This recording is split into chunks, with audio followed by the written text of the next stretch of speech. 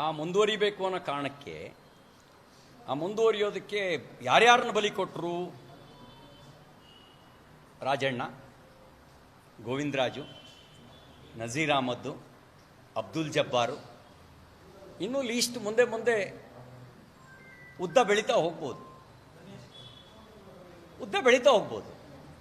ಯಾಕೆ ಅಂದರೆ ಅವರು ಅಧಿಕಾರದಲ್ಲಿ ಮುಂದುವರಿಬೇಕು.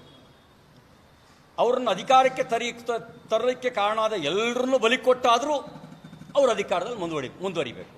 ಭಾಳ ಚತುರರು ಮಾನ್ಯ ಮುಖ್ಯಮಂತ್ರಿಗಳು. ಚಾತುರ್ಯ ಇದೆ. ಯಾವಾಗ ಬಳಸ್ಕೊಳ್ಬೇಕು, ಯಾವಾಗ ಬಲಿ ಕೊಡಬೇಕು ಎರಡೂ ಗೊತ್ತವರಿಗೆ. ಬಳಸ್ಕೊಂಡು ಇದ್ದಾರೆ, ಯಾವಾಗ ಬಲಿ ಕೊಡಬೇಕು ಬಲಿನೂ ಕೊಡ್ತಾ ಇದ್ದಾರೆ. ಒಂದು ಸ್ಪಷ್ಟ ಏನು ಅಂದರೆ, ಅಹಿಂದ ಅನ್ನೋದು ರಾಜಕೀಯ ಅಧಿಕಾರ ಹಿಡಿಯುವ ಒಂದು ರಾಜಕೀಯ ನಾಟಕದ ಕತೆ ಅನ್ನೋದು ಸ್ಪಷ್ಟ ಆಗುತ್ತೆ. ಒಂದು ಜಾಲ, ಒಂದು ಕಥನ, ಆ ನೆರೆಟಿವ್ ಏನಿದೆ, ಅಹಿಂದ ಅನ್ನೋ ನೆರೆಟಿವು ರಾಜಕೀಯ ಅಧಿಕಾರ ಹಿಡಿಯೋದಕ್ಕೆ ಸೃಷ್ಟಿಸಿದ ಒಂದು ಕಥನ. ಆ ಕಥನ ಅಲ್ಲದೆ ಇದ್ದಿದ್ರೆ,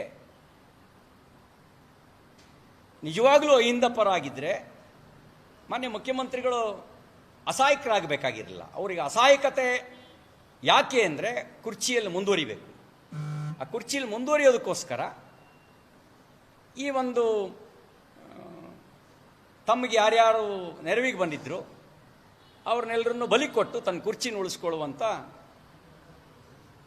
ತಂತ್ರಕ್ಕೆ ಅವರು ಮೊರೆ ಹೋಗಿದ್ದಾರೆ ಅನ್ನೋದು ಸ್ಪಷ್ಟ ಆಗುತ್ತೆ.